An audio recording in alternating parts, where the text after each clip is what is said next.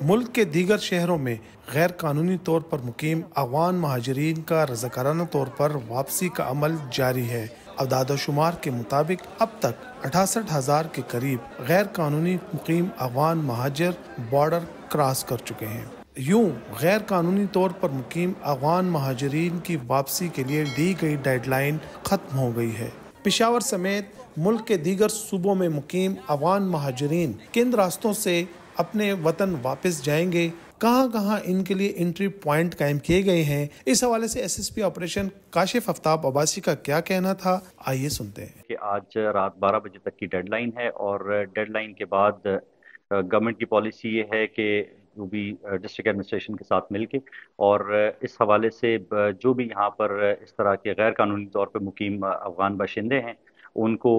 یہاں سے مختلف جو ہمارے سینٹرز بنائے گئے ہیں 3 پشاور شہر کے اندر، پہلی اس میں جو ہے وہ ان سینٹرز کے اندر شفٹ کریں گے، اور وہاں سے شفٹ کرنے کے بعد ان کو اسکارٹڈ جو ہے وہ تورخم بارڈر کی طرف لے کے جائیں گے، جہاں سے وہ افغانستان واپس تشریف لے کے جا سکتے ہیں۔ ڈیز مختص کر دیے گئے کہ پنجاب کی جو اس طرح کے اس طرح سے غیر قانونی طور پہ مقیم افغان شہری ہیں، ان کی گاڑیاں جو ہیں وہ مختلف روٹ سے ہمارے پاس پہنچیں گی، اور ان کو ہم بذریعہ اسکارٹ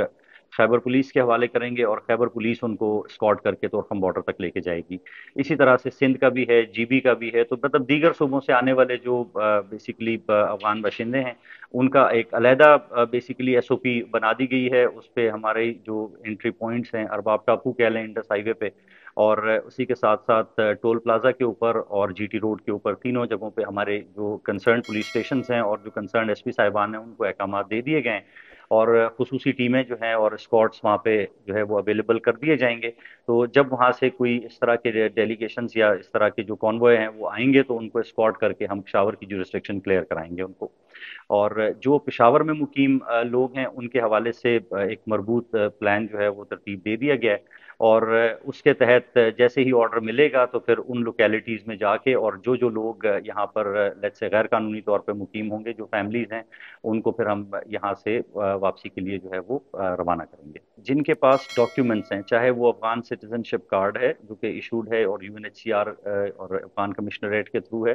اور اسی طرح سے جو کوئی لیگلی طور پہ یہاں پہ رہ رہے ہیں، لیٹس سے کہ افغان پاسپورٹ ہے ان کے پاس اور ویزا ان کا ویلڈ ہے، وہ یہاں موجود ہیں، اور جو یا پروف آف رجسٹریشن ہے ان کے پاس اور اس حوالے سے یہاں موجود ہیں، تو ان کے خلاف کسی قسم کی کوئی کارروائی فی الوقت اس کا پلان نہیں ہے۔ ابھی کی جو کارروائی ہے وہ صرف اور صرف وہ لوگ جن کے پاس کسی قسم کی کوئی ڈاکیومنٹیشن نہیں ہے، اور ان کی یہاں پر کوئی قانونی ان کے پاس ڈاکیومنٹس موجود نہیں ہیں، اور وہ یہاں پر ہیں اس